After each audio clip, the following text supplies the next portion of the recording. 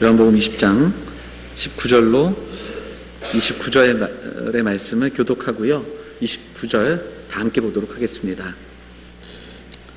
신약성경 184면 요한복음 20장 19절 교독하도록 하겠습니다.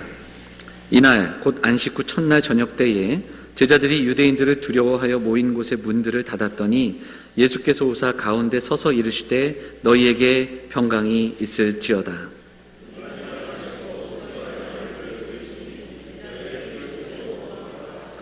예수께서 또 이르시되 너희에게 평강이 있을지어다. 아버지께서 나를 보내신 것 같이 나도 너희를 보내노라.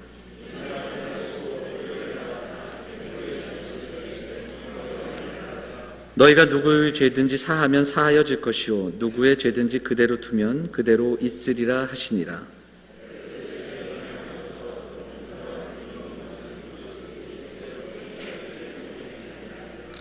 다른 제자들이 그에게 이르되 우리가 주를 보았노라 하니 도마가 이르되 내가 그의 손에 못자국을 보며 내 손가락을 그 못자국에 넣으며 내 손을 그 옆구리에 넣어 보지 않고는 믿지 아니하겠노라 하니라.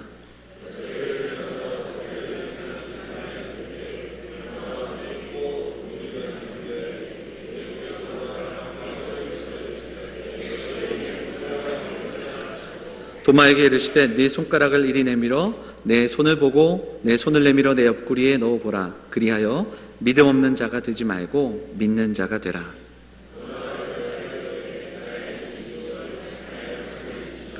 같이 읽겠습니다. 예수께서 이르시되 너는 나를 본고로 믿느냐? 보지 못하고 믿는 자들은 복되도다 하시니라. 아멘. 호산나 찬양대 찬양 나누도록 하겠습니다.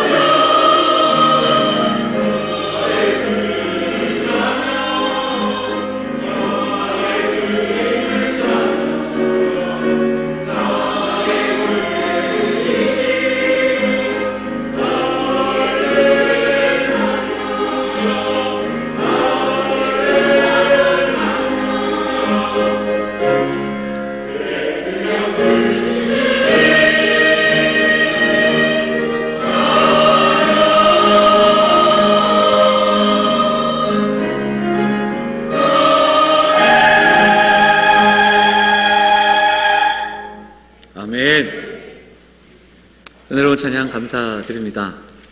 오늘 오후에 우리 호타나 성가대와 그리고 또 글로리아 찬양대 함께 또 준비한 칸타타도 좀 기대하시고 오후에 꼭 영광 돌리는 시간이 되었으면 좋겠습니다. 할렐루야. 주님께서 부활하신 기쁘고 감사한 이날, 우리가 다시 한번 오늘 그 감사와 감격을 가지고 서로 대하고 그 기쁨을 좀 나누어 줄 수 있는 이 하루가 되기를 간절히 소망합니다. 바라기는 1년에 한 번 있는 절기로 우리가 지킬 것이 아니라, 사실 초대교회 성도들은 매주 주일이 부활을 기념하는 날이었음을 우리가 기억하면서 이 부활의 기쁨과 감사가 연례 행사가 아니라 우리의 매일의 주일, 그리고 매일 삶을 통해 선포되는 그런 부활의 삶으로 나아가는 시간 될 수 있도록 우리가 함께 예배하는 귀한 시간 되기를 소망합니다. 함께 인사하겠습니다. 부활의 기쁨을 함께 합시다. 우리 그렇게 인사할까요? 부활의 기쁨을 함께 합시다. 네.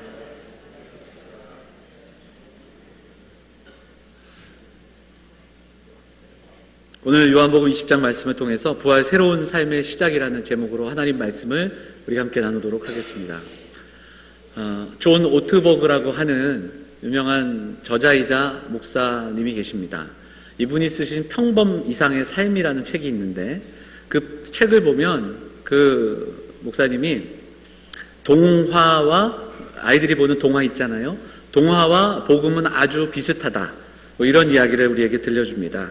무슨 얘기인가 이렇게 보니까, 동화의 나라는 어떤 나라인가? 변신의 나라다, 뭐 이런 얘기를 합니다. 동화의 나라는 변화의 나라다. 뭐 예를 들자면 개구리가 왕자가 되고, 그리고 또 야수도 왕자가 될 수 있고, 나무 인형도 사람이 되는 뭐 그런 변화의 그 동화의 나라. 근데 이 변신의 나라로 들어갈 때 동화의 나라로 들어가는 문이 있더라. 그래서 C.S. 루이스라는 사람이 쓴 나니아 연대기라는 책을 보면 아이들이 이제 그 새로운 변화의 나라로 들어가는데 그 옷장이 있습니다. 옷장을 통해서 들어가요. 그리고 이상한 나라의 앨리스를 보면 조그만 그 토끼굴로 이렇게 앨리스가 들어가죠. 뭐 이런 이야기들을 들려줍니다. 복음이 동화와 같다면 변화가 있어야 할 것이고, 그리고 그 복음의 나라, 하나님 나라로 들어가는 그러한 입구가 있을 것이다. 그 이야기를 들려줍니다. 그리고 그 입구는 무엇일까? 바로 십자가와 부활이다. 그 이야기를 우리에게 들려주죠. 십자가는 우리를 회개케 합니다. 그리고 부활은 우리를 일어서게 합니다. 십자가는 우리를 애통하게 합니다. 그런데 부활은 우리를 감격해 합니다. 이 애통함과 회개, 그리고 이 감사와 감격이 바로 하나님 나라를 들어가는 어떤 그 입구이다. 뭐 이런 표현을 우리에게 들려주는 그런 내용을 우리가 보게 됩니다. 지난주에 고린도전서를 나누면서 고린도 교회에 참 어려움들이 많았다. 그런 이야기를 제가 말씀을 드렸어요. 교회가 어려움을 당합니다. 그리고 또 분란이 있었어요. 그리고 교회 안에 여러 가지 논쟁이 있었습니다. 이것을 사도 바울이 듣고 편지를 썼는데 그게 고린도전서예요. 그리고 그것은 아주 쓸데없는 논쟁이다. 자, 한번 보자. 그러면서 그 논쟁을 해석해주는, 뭐 예를 들자면 그 분란에 대한 처방전을 써 내려간 것이 고린도전서다. 그렇게 지난주에 말씀을 드렸습니다. 그러면 그 처방전이 무엇이었는가? 제가 지난주에 십자가다 이렇게 이야기를 했죠. 고린도전서를 보면 고린도전서 12장은 은사를 이야기하죠. 그러니까 교회 안에 은사로 인한 논쟁이 있었기에 은사가 무엇인가를 다시 한번 설명해 주는 내용이 고린도전서 12장입니다. 잘 아시다시피 고린도전서 13장은 어떤 내용이 소개됩니까? 사랑이죠. 가장 큰 은사를 사모하라 그러면서 소개되는 것이 사랑입니다. 고린도전서는 사랑을 쭉 얘기해요. 14장은 다시 은사에 대한 이야기를 또 합니다. 그러니까 이게 다 그 교회 안에 있었던 논쟁과 어려움과 분란에 대한 그 사도 바울의 마음을 담아 편지한 거예요. 그런데 고린도전서 15장에서 사도 바울은 지금 이전의 논쟁과는 또 다른 이야기를 꺼냅니다. 그게 바로 부활이에요. 그래서 고린도전서 15장에는 부활에 대한 사도 바울의 생각과 또 고백과 그리고 부활을 이야기하는 내용들이 가득 차 있습니다. 그래서 고린도전서 15장을 우리는 흔히들 부활장이다 그렇게 이야기하고 있죠.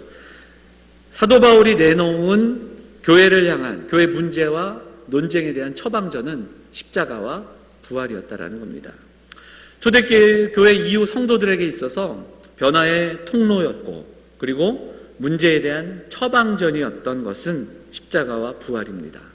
그럼 이것은 지금도 오늘을 살아가는 믿는 우리들에게도 분명히 변화의 시작이 될 것이고, 그리고 우리 안에 잠재되어 있는 문제와 어려움에 대한 처방전이 될 줄 믿습니다. 그래서 오늘 다시 한번 부활의 아침에 나를 위해 이 땅에 오신, 십자가를 지신 그 주님이 다시 살아나심이 어떤 의미인지 오늘 요한복음의 말씀을 통해서 우리가 함께 묵상하고, 다시 한번 이 땅을 살아가지만 오늘도 우리가 부활을 경험하고 회복과 은혜의 현장 앞으로 나아갈 수 있는 사랑하는 영화의 성도들 다 되시기를 주님의 이름으로 축원을 드립니다. 예수님의 부활 기사는 복음서에 다 기록이 되어 있습니다. 그런데 이 복음서가요, 조금씩 강조하는 게 다릅니다. 마태복음을 우리가 쭉 읽어보다가 부활에 대한 이야기를 나누게 되면 마태복음은 부활의 사실, 그날에 있었던 그 사실과 현장을 좀 그대로 좀 진술하려고 하는 흔적이 강한 그런 복음서입니다. 그래서 그때 있었던 일들을 자세하게 써내려가죠. 마가복음은 아주 짧고 간결하게 기술된 복음서입니다. 근데 마가복음은 어떤 부분이 강조가 되는가? 마가복음은 제자들이 그 부활의 현장 속에 있음에도 불구하고 부활을 정말 바로 받아들이지 못하는 그 안타까운 그 현장의 모습을 우리에게 보여주고 있습니다. 누가복음은 부활의 그 소식들이 많았는데도 불구하고 누가는 특별히 다른 복음서에 기록되지 않는 엠마오로 가는 두 제자의 이야기를 삽입하면서 그들과 함께 엠마오로 가셨던 주님, 그리고 길을 가시면서 그들에게 말씀을 들려주시고 그 부활의 참 생명을 전해주셨던 그 주님을 강조하고 있습니다. 이제 오늘 우리가 봉독한 요한복음입니다. 요한복음을 읽어보면 요한복음이 우리에게 들려주는 강조점이 있습니다. 무엇일까요? 그것은 회복입니다. 회복에 대한 말씀을 계속해서 강조하고 있고요. 20장과 21장으로 가면 우리가 잘 아는 그 세 번 예수님을 부인한 그 베드로를 찾아오셔서 세 번 물으시는 주님, 그리고 그를 회복시키시는 주님의 기사가 이어지는 내용들을 보게 됩니다. 요한복음의 부활의 기사의 강조점, 회복과 은혜입니다. 그 내용을 좀 살펴보도록 하겠습니다. 요한복음을 처음 접했던 독자들은 요한 공동체라고 해서 새 복음서, 그러니까 앞에 나오는 공관복음이 다 쓰여진 이후에 요한이 노년까지도 섬겼던 그러한 공동체입니다. 자료와 또 여러 가지 그 학적인 그 자료들을 살펴보면 요한은 노년까지 마리아를 섬겼던 것을 우리가 보게 됩니다. 그래서 사도행전을 보면 요한은 어느 순간에 사라집니다. 베드로가 막 말씀을 전하고 사도 바울이라는 자가 나타나서 복음을 전하면서 교회가 세워질 때 사도행전을 읽어보면 요한이 어느 순간 사라집니다. 그런데 어디 있었을까? 대부분의 학자들은 마리아를 섬겼을 것이다. 지금 터키의 에베소라는 지방을 가면 마리아의 집이라는 곳이 있습니다. 대부분 마리아가 살았던 곳일 것이다, 그렇게 추정하는데 그곳에서 아주 오랫동안 요한은 노년의 마리아를 섬겼을 것이다, 그렇게 이야기합니다. 그리고 그가 노년에 다시 공동체를 섬기게 되는데 그게 바로 요한 공동체다. 근데 요한 공동체가 당한 어려움은 그 당시에 박해가 있었습니다. 그리고 핍박이 있었습니다. 그리고 어렵고 힘든 때에 그때에 주셨던 말씀이 요한복음입니다. 그리고 또한 요한복음을 보면 그 당시에 핍박과 어려움만이 있는 것이 아니라 그때의 초대교회 중심으로 주변에 이단들이 나오기 시작했습니다. 그래서 예수님의 성육신과 또 삼위일체에 대한 그런 부인, 그런 것이 공격하면서 이단에 대해서 맞서 앞선 마태와 마가, 누가복음과는 다른 요한복음은 이제 핍박을 당한 형제들을 위로하고, 그리고 이단의 공격 앞에 맞서서 하나님은 누구신지, 참된 하나님 되신 예수 그리스도는 누구신지를 증거하는 그런 복음서였던 것을 우리가 보게 됩니다. 자, 그리고 오늘 본문 20장의 부활 기사도 보면은 공관복음과는 다른 관점의 기록들을 보게 됩니다. 자, 이제 우리가 오늘 봉독했던 20장 19절을 보시겠습니다. 이날 곧 안식 후 첫날 저녁 때에 제자들이 유대인들을 두려워하여 모인 곳의 문들을 닫았더니, 이렇게 시작이 되고 있어요. 요한복음에는 또 다른 특징이 하나가 있는데 시간과 장소에 대해서 아주 자세하게 기록하고 있다는 겁니다. 그리고 특히 요한복음은 시간에 대해서 어둠과 그리고 저녁, 이런 그 구체적인 묘사들이 나옵니다. 근데 이게 나올 때 항상 그 큰 어떤 문장 속에서, 그리고 그 절 속에서, 그 장 속에서는 어둠이 나오면 빛이 나오고, 그리고 저녁이 나오면 아침이 나오는 그런 내용들을 우리가 보게 됩니다.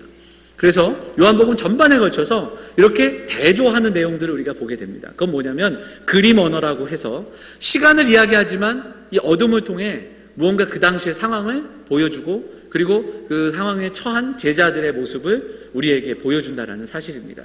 오늘도 어둠 그리고 저녁 늦은 무렵에 제자들이 모였습니다. 그리고 오늘 본문에 보니까 모인 곳의 문을 닫았다. 그래서 어두운 골방에 모여서 제자들이 모여있다는 것을 우리에게 말씀하고 있습니다. 왜 그럴까? 제자들은 지금 핍박과 어려움 가운데 예수님께서 십자가에 달리신 이후에 어디를 가야 할지 모르는 상태에서 지금 이 골방에 모여 있는 겁니다. 골방에 모여 두려워 떨고 있는 그 상태를 어두움과 저녁과 더불어 함께 우리에게 보여주는 장면이지요.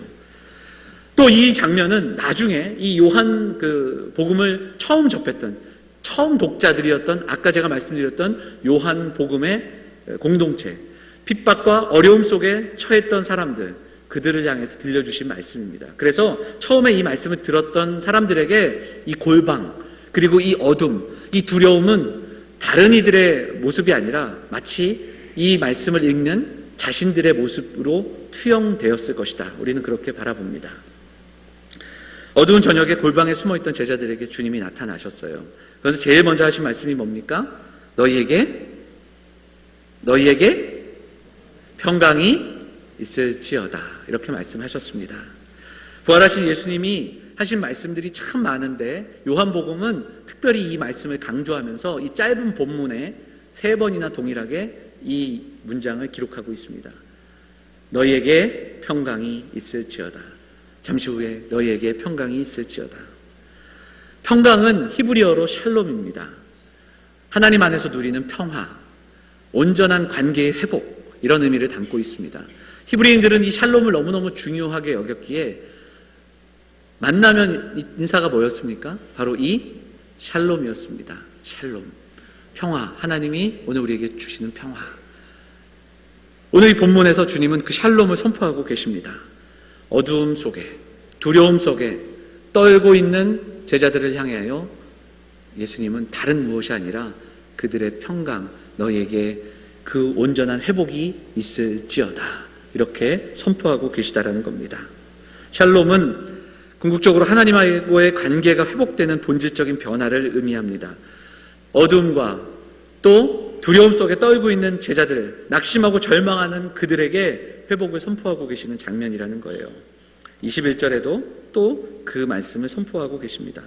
그리고 또 이후에도 그런 말씀을 이야기하고 계십니다. 부활절 아침에 사랑하는 영암의 성도들이 함께 오늘 주님이 주시는 말씀 앞으로 한 걸음 더 나아가기를 원합니다. 주님이 주시는 참된 평강, 너희에게 평강이 있을지어다. 부활의 기쁨과 감격 앞으로 나아가는 사랑하는 성도들에게 오늘 들려지는 주님의 말씀이 되시기를 간절히 소망합니다. 요한복음 14장 27절 보면 평안을 너희에게 끼치노니 곧 나의 평안을 너희에게 주노라. 내가 너희에게 주는 것은 세상이 주는 것 같지 않고 너희는 마음에 근심도 말고 두려워하지도 말라. 이렇게 말씀하셨습니다. 요한복음 16장 33절에서 이것을 너희에게 이르는 것은 너희로 내 안에서 평안을 누리게 함이라. 세상에서는 너희가 환난을 당하나 담대하라. 내가 세상을 이기었노라. 이렇게 말씀하셨습니다. 그리고 실제로 주님은 세상을 이기시고 사망 권세를 이기시고 부활하셔서 제자들에게 낙심하고 있는 제자들을 향하여 다시 한번 약속하셨던 그 평강, 평안을 허락하고 계시다라는 겁니다. 부활하신 주님을 기억한다라는 것, 부활하신 주님을 만난다는 것, 그것은 근본적인 이 평강을 경험한다라는 사실입니다. 하나님과의 근본적인 관계의 회복을 우리가 경험함으로 본질적인 변화로 나아간다라는 겁니다. 오늘 요한복음은 성도들에게 그 회복을 선포하고 있습니다. 그리고 회복을 들려주고 있다라는 겁니다. 그리고 선언하십니다. 내가 아버지께서 나를 보내신 것 같이 나도 너희를 보내노라. 여기서 좀 뒤이어 나오는 그 23절의 말씀은 굉장히 논란이 되는 말씀입니다. 어떤 거냐면 누구의 죄든지 사하면 사하여 질 것이요 누구의 죄든지 그대로 두면 그대로 있을 것이라. 마치 이것을 보면 제자들에게 그 사죄의 어떤 은총이 어떤 죄사함의 권세가 주어진 것 같지만 이 말씀은 그것이 아니라 이후에 복음서를 지나 사도행전을 보면 그들이 전하는 복음을 전하는 곳마다 하나님의 은혜의 현장이 되고 또 복음이 드러나고 복음의 기적들이 보여지는 그 현장들. 그래서 복음을 전하면 그리고 그 복음에 반응할 때 일어나는 그 회복의 은혜, 그 이야기를 우리에게 들려주는 것이다. 그렇게 해석이 됩니다. 그리고 숨을 내쉬면서 성령을 받으라. 그리고 너희도 내가 보내노라. 이렇게 이야기하십니다. 이 말씀을 통해서 우리는 이 땅을 향하여 나아가는, 회복되는 그 주님의 제자들의 모습을 보게 되고, 그 회복 이전에, 그 파송 이전에 그들에게 온전한 평강, 회복이 경험되어져야 한다는 사실을 말씀을 통해서 바라보게 됩니다. 그 변화, 그 임재, 그리고 기쁨과 평강이 있는 삶. 오늘 우리에게도 이 말씀을 허락하고 계십니다.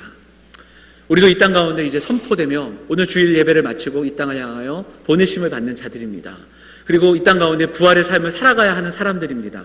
그럼 우리에게 꼭 필요한 게 있습니다. 바로 이 참된 평강을 경험하는 그러한 모습들이 우리에게 허락되고 또 우리가 이 시간에 경험하며 나아가야 하는 사람들, 바로 저와 여러분인 줄 믿습니다.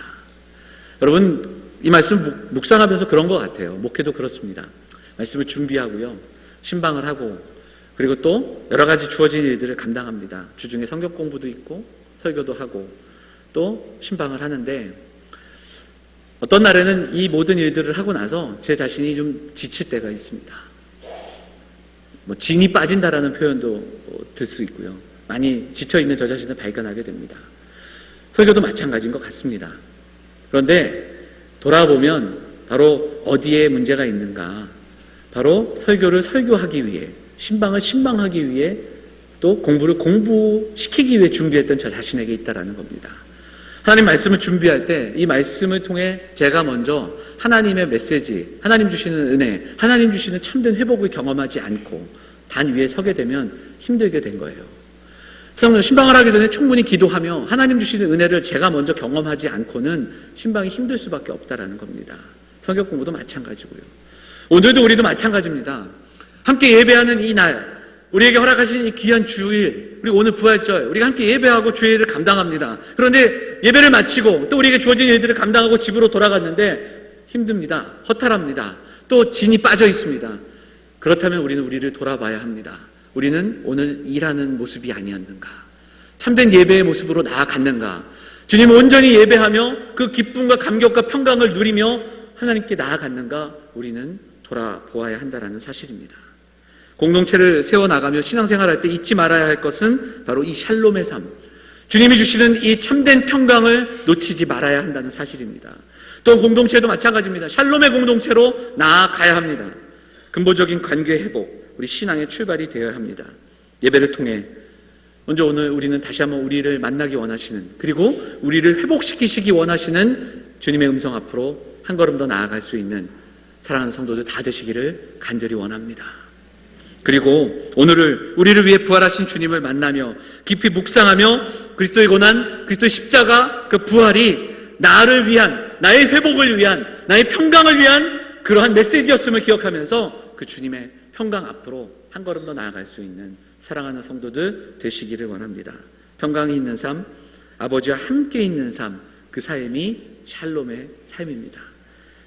그 주님을 깊이 묵상하면서 오늘 이 아침에 다시 한번 우리에게 주시는 참된 평강을 갈망하며 나아가는 우리 사랑하는 영암의 성도들 다 되시기를 주님의 이름으로 축원을 드립니다. 오늘 본문은 계속해서 도마의 기사가 나오죠. 이 기사는 우리가 너무 잘 아는 이야기입니다. 이 도마라는 제자가 다른 복음서에 보면은 이렇게 뚜렷하게 기록되어 있지 않은데, 이 요한복음에는 그가 마지막에 보여줬던 모습을 우리에게 들려줍니다. 그리고 매우 중요하게 다뤄집니다.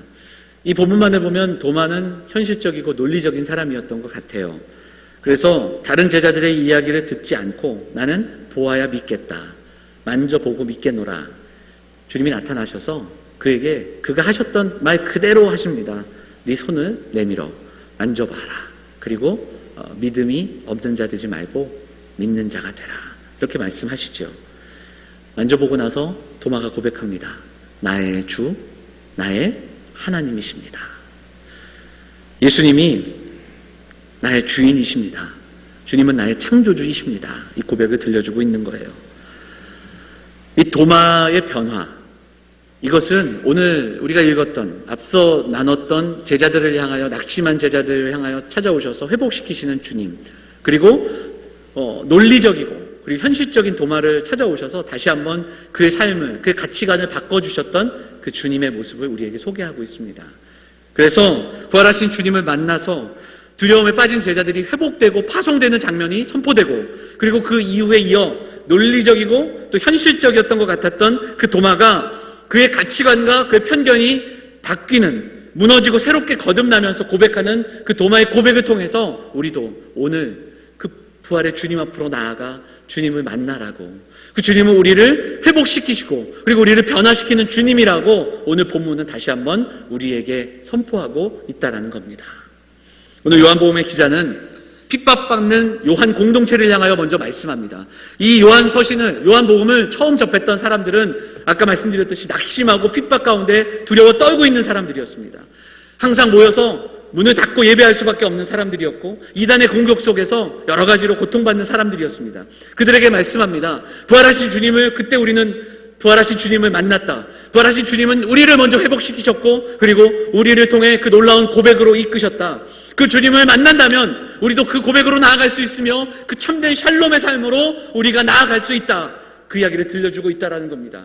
그리고 이 말씀은 오늘을 살아가는 혼란하고 안타까운 이 세대를 살아가는 우리에게도 동일하게 주시는 말씀입니다. 부활하신 주님을 우리가 감성적으로만 느끼는 것이 아니라, 1년에 한 번 느끼는 것이 아니라 날마다 예배하는 가운데 그 부활하신 주님을 만난다면 우리는 그 참된 샬롬 회복을 경험할 수 있다고 오늘 말씀은 우리에게 선포되는 줄 믿습니다. 오늘 이 시간 이 말씀을 붙들고 나아가는 성도들 되기를 원합니다. 너희에게 평강이 있을지어다, 그 말씀, 오늘 이 예배를 통해서 선포되는 그 말씀이 우리의 말씀, 그리고 우리 사랑하는 성도들에게 들려지는 말씀, 여러분의 가정에 선포되는 말씀으로 우리가 받아 참된 평강으로 나아가는 믿음의 성도들이 되시기를 간절히 소망합니다. 오늘 혹시 이 자리에 나오신 성도들 가운데 육신의 연약함으로 또 힘듦으로 나오신 성도들이 있다면 말씀 붙들고 다시 한번 일어서는 은혜가 있기를 원합니다. 나를 본고로 믿느냐, 보지 못하고 믿는 자들은 복되도다. 보지 못하고 믿는 자들이 누굽니까? 바로 우리들입니다. 저와 여러분, 우리는 도마처럼 주님의 상처를 보지 못했고 만져보지 못했습니다. 그런데도 우리는 믿고 있습니다. 그 복된 믿음의 사람들, 그 하나님 나라를 살아가며 오늘도 그 믿음으로 살아가는 사람들, 우리 영암의 성도들이 되어야 할 줄 믿습니다. 나의 주, 나의 하나님이십니다. 이 고백은 오늘 부활의 예배 가운데 나아가는 사랑하는 성도들의 고백이 되어야 할 것입니다. 오늘 사랑하는 영암의 성도들이 이 부활의 아침, 해마다 다가오는 절기가 아니라 참된 기쁨과 회복을 경험하고 돌아갈 수 있기를 원합니다. 오늘 이 말씀 다시 한번 기억하면서 두 가지로 정리하고 우리가 말씀 붙들고 기도하길 원합니다. 첫째, 무엇보다도 사랑하는 영암의 성도들이 이 부활의 아침에 우리에게 허락해 주신 진정한 샬롬, 진정한 평강의 은혜를 경험하고 돌아가는 이 귀한 시간 되시기를 주님의 이름으로 축원을 드립니다.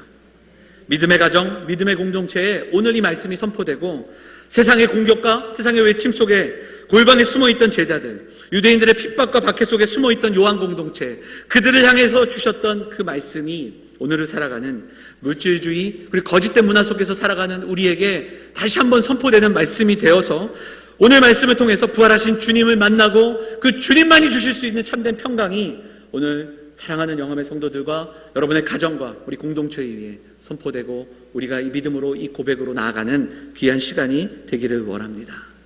인위적인 기쁨, 우리의 욕망을 채워주는 즐거움, 내 뜻대로 만사가 형통되는 것 같은 그때에 부어지는 기쁨이 아니라 힘들고 어렵지만 그때에도 하나님 안에서 누릴 수 있는 평강이 있다는 사실을 믿고 오늘 힘들고 어려운 마음이라면 다시 한번 말씀을 붙들고 하나님이 주시는 그 참된 평강을 소망하며 나아가는 저 여러분이 될 수 있기를 원합니다. 말할 수 없는 탄식과 아픔 속에서도 우리 가슴에 주시는 부활의 주님이 주시는 그 참된 평강을 누릴 수 있는 저 여러분이 되기를 원합니다.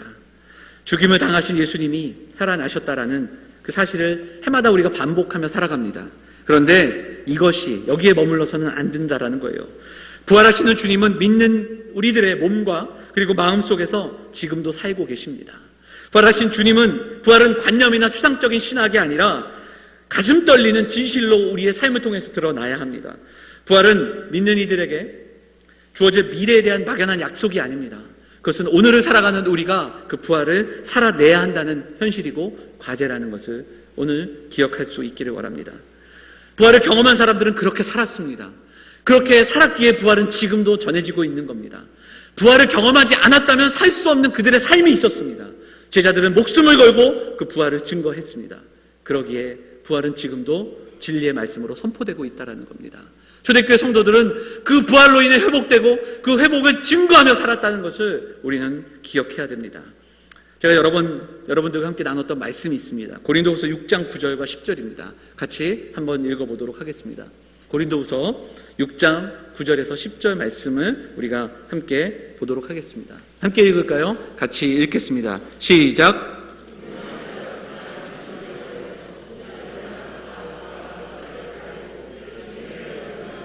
죽임을 당하지 아니하고 근심하는 자 같으나 항상 기뻐하고 가난한 자 같으나 많은 사람을 부요하게 하고 아무것도 없는 자 같으나 모든 것을 가진 자로다. 아멘. 여러분, 초대교회 성도들이 그렇게 살았습니다. 가난한 자 같으나 부요한 자로 살았습니다. 근심하는 자 같으나 기뻐하며 살았습니다. 그리고 가난한 자 같으나 많은 사람을 부요케 했고, 그리고 아무것도 없는 자 같으나 모든 것을 가진 자로 살았다라는 겁니다. 이것이 무엇입니까? 십자가와 부활을 경험한 사람들, 부활의 기쁨과 참 평강을 경험한 사람들, 부활을 경험하지 않았다면 살아낼 수 없는 삶이 그들에게 있었다라는 겁니다. 오늘 부활을 고백하는 우리들이 우리에게 주시는 참 평강의 의미를 기억하면서 우리도 근심하는 자 같으나 기뻐하는 자로, 그리고 아무것도 없는 자 같으나 모든 것을 가진 자로 살아갈 수 있는 사랑하는 영암의 성도들 되시기를 주님의 이름으로 축원을 드립니다. 하나님 나라를 살아간다는 건 그런 겁니다. 부활은 죽음을 이기시고 부활하셔서 생명이 없는 곳에 생명을 허락하셨습니다. 예수 그리스도가 창조주이심을 확인시켜준 사건입니다. 그리고 하나님 나라가 우리 안에 시작이 된 거죠. 부활은 부활을 경험한 자들에게 새로운 평강을 경험하는 변화의 삶, 회복의 삶으로 이끄셨습니다. 오늘 이 부활의 아침에 하나님 나라를 우리가 선포하며 그 믿음의 고백으로 나아가 온전히 우리의 삶을 통해 부활을 보여주고 증거할 수 있는 사랑하는 영암의 성도들 다 되시기를 간절히 소망합니다. 두 번째로는 그 샬롬을 누리는 우리의 삶, 샬롬을 통해서 회복되는 우리의 삶을 통해서 다시 한번 오늘 영암의 모든 성도들이 이 아침에 도마가 경험했던 그 놀라운 고백, 나의 주, 나의 하나님, 이 고백을 우리의 가슴 깊은 곳에서 진정한 고백으로 우리도 고백되어지는 이 예배가 되기를 간절히 소망합니다. 보지 못하고 믿는 복된 자들이 되시기를 간절히 소망합니다. 20장, 이 요한복음 20장 설교를 준비하다 보니까요, 이 요한복음 20장이 아까도 제가 말씀드렸죠. 그림 언어, 그래서 뭐 반복되는 단어가 많고 무언가를 대조하는 단어가 많다, 그 얘기를 드렸는데 20장에는 아주 뚜렷하게 반복되는 단어가 두 개가 있습니다. 그게 뭐냐면 보는 것과 믿는 겁니다. 보다와 믿다, 이 두 가지가 반복이 돼요. 제가 틀린 얘기 안 한다라는 것을 같이 좀 증명해 보면서 우리 좀 20장을 전체를 보겠습니다. 20장을 한번 볼까요? 눈으로 한번 따라오세요. 20장 1절을 한번 보시면 제일 먼저 누가 나오냐면 마리아가 나옵니다. 막달라 마리아가 무덤에 왔어요. 그런데 돌이 무덤에서 옮겨진 것을 어떻게 했습니까? 어떻게 했다고요? 보고, 이렇게 되어 있어요. 보았어요. 그런데요, 막달라 마리아가 무덤에서 돌이 옮겨진 걸 보았는데 지금 이게 무슨 일인지 정확하게 믿지 못했습니다. 그 이야기가 20장 초반에 나와요. 자, 그 다음에 20장 8절 한번 읽어볼까요? 20장 8절 같이 읽어볼까요? 시작. 그때야 무덤에 먼저 갔던 그 다른 제자도 들어가 보고 믿더라. 여기도 어떻게 나와요? 들어가서 보고 믿더라. 그 다른 제자는 바로 요한 자신이거든요. 베드로가 먼저 들어갔고 그 요한 자신이 따라 들어간 것을 이야기하고 있습니다. 그런데 들어가서 보고 믿더라, 이게 같이 나오고 있어요. 11절에서 18절은 마리아가 아까 보았잖아요. 보았는데 그 다음에 다시 주님을 만나요. 주님이 직접 마리아를 만나 주십니다. 그리고 마리아가 주님을 보고 믿게 되는 이야기가 나와요. 자, 그리고 20절 아까 읽었는데 다시 한번 읽어볼까요? 20절 말씀 같이 읽어보겠습니다. 시작 하시고 손과 옆구리를 보이시니 제자들이 주를 보고 기뻐하더라. 여기에도 또 나와요. 보고 기뻐했어요. 자, 그리고 24절에서 29절 우리가 읽었죠? 도마가 처음에는 못 믿었어요. 그런데 나중에 어떻게 했어요? 보고 믿게 된 거예요. 근데 주님은 뭐라고 말씀하시냐면 믿는 자가 되라. 믿음 없는 자가 되지 말고 믿는 자가 되라 얘기하시면서 너는 나를 본고로 믿느냐? 보지 못하고 믿는 자들은 복되도다. 이렇게 얘기하셨잖아요. 여러분, 보지 못하고 믿는 자들은 누구라고요? 누구라고요? 우리예요. 저 여러분이라는 거예요. 그러면 이 이야기는 이렇게 정리가 될 수 있습니다. 자, 이 말씀은 보지 못하고 믿는 자들 그리고 보고만 믿는 것은 도마에게만 말씀하신 게 아니라는 거예요. 요한은 20장을 정리하면서 이 20장에 나오는 많은 사람들의 이야기에 이 내용을 적용하고 있다는 거예요. 마리아도 보고 믿었잖아요. 그리고 베드로와 요한도 그 자리에 가서 보고 믿었어요. 제자들도 보고 믿은 거예요. 근데 우리는 보지 못하고도 믿는 자들입니다. 이게 우리에겐 귀한 거예요. 자, 이 이야기를 베드로전서 1장 8절에서 어떻게 이야기하고 있는지 한번 찾아보도록 하겠습니다. 베드로전서 1장 8절 같이 한번 볼까요? 같이 읽겠습니다. 같이 읽어보겠습니다. 시작. 예수를 너희가 보지 못하였으나 사랑하는 자도다. 이제도 보지 못하나 믿고 말할 수 없는 영광스러운 즐거움으로 기뻐하니 믿음의 결국 곧 영혼의 구원을 받음이라. 아멘. 사랑하는 영암의 성도 여러분, 초대교회 이후 많은 성도들은 그리고 오늘을 살아가는 사람들은 보고 믿었던 자들보다 복된 자들입니다. 왜냐하면 우리는 보고 믿는 자들이 아니라 믿음으로 보는 자들이라는 것을 우리가 기억할 수 있기를 원합니다. 믿으니까 보이는 자들이에요. 보고 믿었던 사람들이 아니라 우리는 믿음으로 나아가니까 볼 수 있는 겁니다. 믿음으로 살아가니까 보게 되는 겁니다. 믿음으로 나아가니까 주님을 사랑할 수밖에 없는 자들이 되는 겁니다. 그래서 베드로 사도는 얘기합니다. 믿음으로 보는 사람들, 믿기에 볼 수 있는 사람들, 믿으니까 사랑할 수밖에 없는 사람들, 그들이 누구라고요? 초대교회 성도들이었습니다. 그리고 오늘을 살아가는 저와 여러분인 줄 믿습니다. 믿음으로 보고 믿음으로 사랑하는 사람들, 우리 영암의 성도들이 바로 그 성도들이 되시기를 주님의 이름으로 축원을 드립니다. 영암의 가족들이 부활을 먼 옛날의 이야기, 아니 장차 올 또 미래의 이야기로만 우리가 이 말씀을 접하지 않기를 원합니다. 오늘도 주님은 말씀하십니다. 너희에게 평강이 있을지어다. 오늘 부활을 살아내기 위해 그 샬롬과 고백의 삶을 살아가기 위해 우리가 믿는 겁니다. 그 믿음으로 보는 겁니다. 그리고 믿음으로 사랑하며 살아가는 겁니다. 부활은 실제로 그 당시의 기록들을 살펴보면 말도 안 되는 이야기였습니다. 부활이라는 영화가 이번에 개봉이 되었는데요.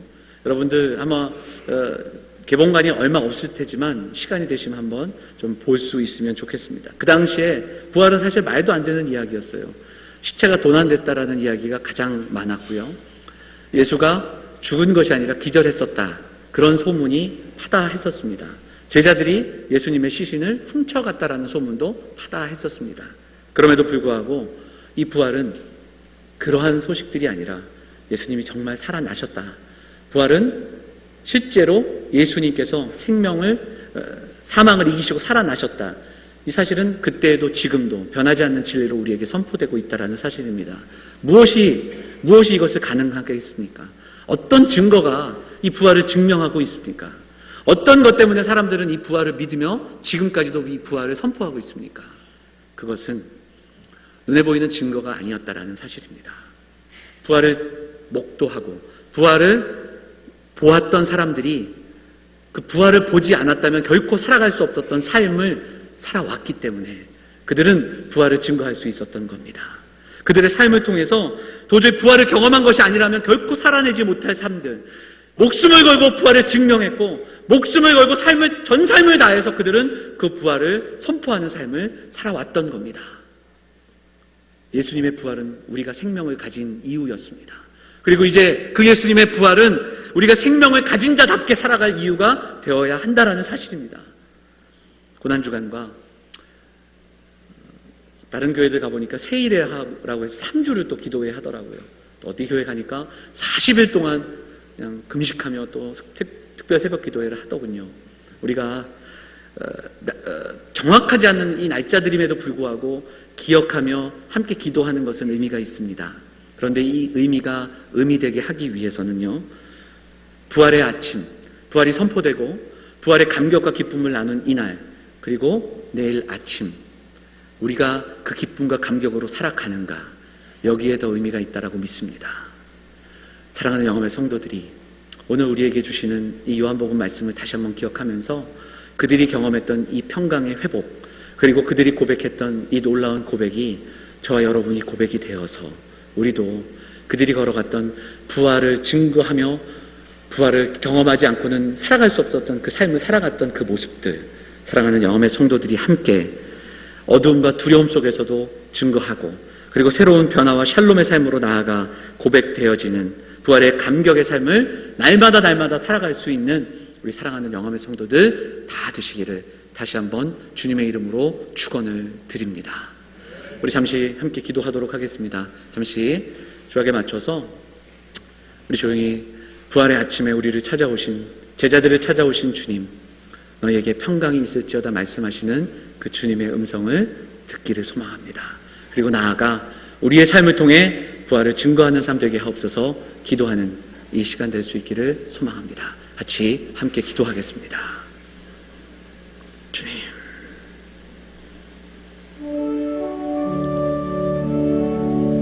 주님, 사랑하는 성도들에게 부활의 감격과 기쁨이 있게 하시고 완전히 회복을 경험하며 나아갈 수 있도록 인도하여 주옵소서.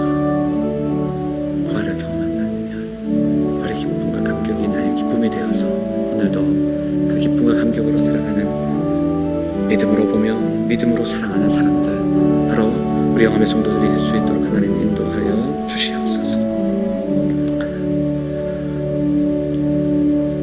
사랑과 은혜가 풍성하신 아버지 하나님, 부활의 아침에 우리를 위해 십자가를 지시고 사망 권세를 이기신 주님의 은혜를 묵상하며 나아갑니다. 이 시간 사랑하는 성도들의 마음 가운데 말씀하여 주옵소서.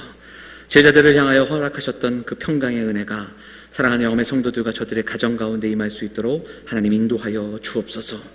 우리가 보고 믿는 자들이 아니라 믿음으로 보는 자들이 되게 하시고 믿기에 뜨겁게 사랑하는 자들이 될 수 있도록 하나님 인도하여 주옵소서. 육신의 연약함들이 회복되게 하여 주시고 다시 한번 우리의 영이 회복되어서 날마다 부활의 감격과 기쁨으로 예배하는 사랑하는 믿음의 성도들이 될 수 있도록 인도하여 주옵소서. 믿음의 공동체가 영험이라는 이름으로 함께 모여 예배하는 이 시간 함께 하나 되게 하시고 서로를 용납하고 하나됨으로 이 땅 가운데 살아가는 공동체의 모습들을 증거하며 보여줄 수 있는 부활의 공동체가 될 수 있도록 인도하여 주옵소서.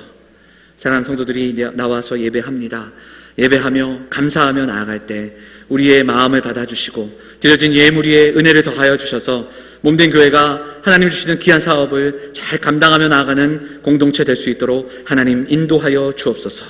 한 주간의 삶을 주장하여 주시고 어디에 있든지 무엇을 하든지 부활의 사람들로, 부활의 기쁨과 감격으로 그렇게 우리의 삶을 살아내는, 우리의 고백을 담아 살아가는 믿음의 성도들이 다 될 수 있도록 날마다 동행하여 주옵소서.